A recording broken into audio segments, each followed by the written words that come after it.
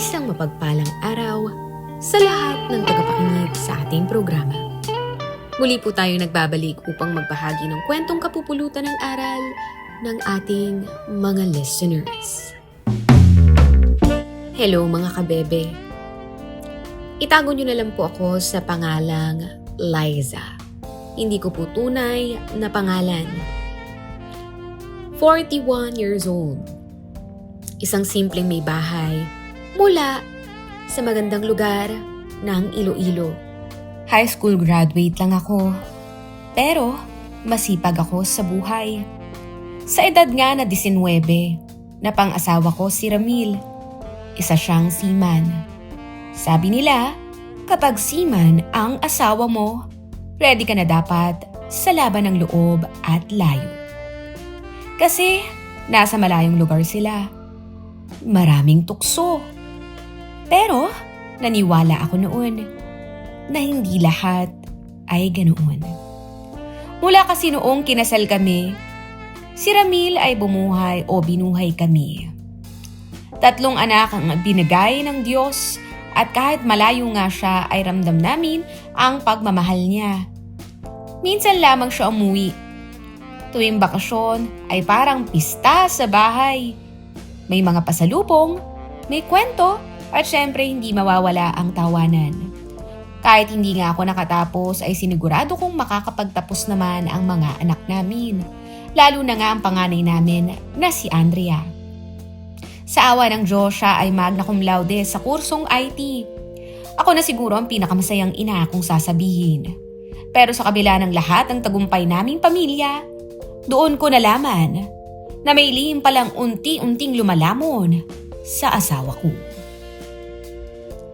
Hindi ko alam kung paano ako nakakuha ng screenshot. Pinadala sa akin ng kaibigan ang isang litrato ni Ramil, kung saan kasama ang babae sa isang bar sa Singapore. Nagulat ako dahil nakayakap at masayang-masaya sila. At ang mas masakit pa nga, hindi pa sa kaedad namin. Sa mas bata pa akong ituturing. Sabi nila, magna cum laude rin daw. Parang binuhusan ako ng malamig na tubig. Naalala ko si Andrea. Naalala ko ang bawat padyak ko ng padyak para may pamasahe siya. Habang si Ramil ay nagpapadala ng dollar sa ATM. Ganito ba talaga kapag seaman ang asawa mo? May expiration? Ang katapatan. Umuuwi pa rin siya. Wala siyang alam na may alam na nga ako. Tahimik akong nagmamasid-masid hanggang isang araw ay hindi ko na nga napigilan. Nag-uusap kami sa hapag. Humihigop siya ng kape. Tumingin ako sa kanya at sinabing, pang ilang magna cum laude pa ba ang gusto mong pasayahin? Biglang nahinto ang galaw niya. Nanlaki ang mga mata. Tahimik, tapos bumagsak ang tasa. Tumulo ang luha sa pisngi ko. Hindi tasa, hindi lang kape, pero ang tiwalang ilang dekada kong pinanghawakan. Hindi ako sumigaw, hindi ako nagbasag. Pero umalis siya nang hindi ako hinahabol. Siguro dahil alam niyang wala siyang depensa sa totoo. Lumipas nga ang ilang buwan. Si Andrea ay nakahanap ng trabaho sa Maynila. Ang bunso kong scholar. Ako? Natutong tumanggap ng order online. Homemade empanada ang pangkabuhayan ko. Maraming nagsasabi, kawawa ka naman, iniwan ng seaman. Pero ang hindi nila alam, hindi ako iniwan. Pinili ko ang katahimikan kesa sa paulit-ulit na sakit. Ngayon, tuwing nakikita ko ang diploma ng anak ko, ngiti lamang ako. Hindi ko kailangang sumigaw para marinig. Hindi ko kailangang magselos para mapansin. Ang kailangan ko lamang ay panindigan ang dignidad ko bilang babae, ina at asawa na minsang nagmahal ng buo. At kapag bumagsak ka man, gaya ng tasa sa mesa noon, ay pwede ka pa ring tumayo, magbenta ng empanada at magsimulang muli. Lumipas ang 2 taon mula nang umalis si Ramil. Wala akong natanggap na tawag, text o kahit anino man lang niya. Sa mga bata, bihira siyang magparamdam. Wala rin akong sinasabi sa kanila kasi ang turo ko nga sa mga anak ko, ang respeto ay hindi pinipilit, itinuturo. Mas tumibay ako. Araw-araw akong gumigising ng alas 5 para gumawa ng empanada at ube cheese pandesal. Marami na akong suki. Minsan may napapaluwas pa nga ng order. Naipundar ko na ang tricycle ng anak kong bunso at si Andrea ngayon ay team leader sa isang IT company sa Maynila. Ang pamilya namin tuloy ang takbo. Pero kahit anong saya ng tagumpay, gabi-gabi may pahapyaw pa ring tanong sa utak ko.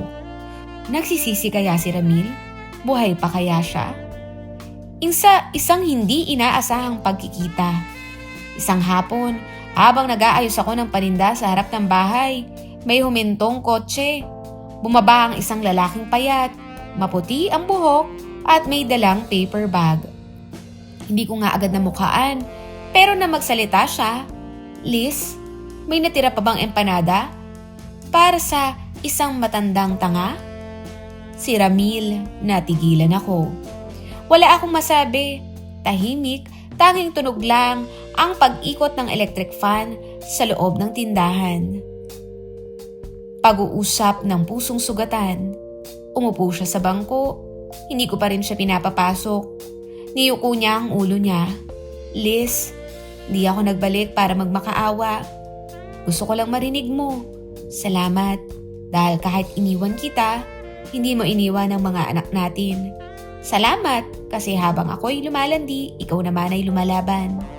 Hindi ako umiiyak, pero ang dibdib ko ay parang sinasakal. Hindi ako nakapagsalita agad hanggang sa may lumabas na tinig sa akin. "Tumating ka pa rin kahit wala akong hinihintay." Pinaupo ko siya, binigyan ng empanada. "Mainit pa yan gaya ng puso ko." Nagtawanan kami ng bahagya. Nagkwentuhan kami tungkol sa mga anak, sa buhay, sa mga pagkakamaling hindi na pwedeng balikan, at doon sa payak naming harapan. Naunawaan ko, may mga taong hindi mo nababalikan bilang asawa. Pero pwede mo pa rin respetuhin bilang ama ng mga anak mo. Hindi na kami nagsama muli, pero tuwing Pasko, pumupunta si Ramil para makita ang mga anak. Tuwing graduation, ay andoon siya, tahimik sa likod, proud pa sa mga anak naming pinaghirapan kong palakihin. Ako? Hindi ako muling nag-asawa. Hindi dahil umaasa, kung hindi dahil masaya na akong buo, kahit mag-isa. Sa barangay, kilala ako bilang si Ma'am Liza, tindera ng empanada. Nanay ng cum laude at dating asawa ng seaman.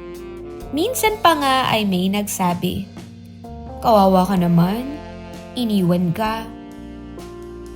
Gumiti lamang ako. Hindi po ako kawawa. Ako po ang piniling manatiling buo kahit wasak na ang puso. Hanggang dito na lamang po ang ating kwento. Na sana po ay nagustuhan ninyo. Kung meron kayong magandang maipapayo sa ating letter sender o kung na-experience nyo na rin o naranasan nyo na rin ang ganitong klase ng heartbreak, maaari kayong mag-comment sa ating storya. Hanggang sa muli at dito na po nagtatapos ang ating kwento. Kung nais nyo naman pong magpa-shoutout, maaari kayong mag-comment ng mga taong inyong gustong ipa-shoutout sa ating video na ito. Maraming salamat sa patuloy na pakikinig hanggang sa muli at ito ang ating programang Yours Truly, Bebe Ko.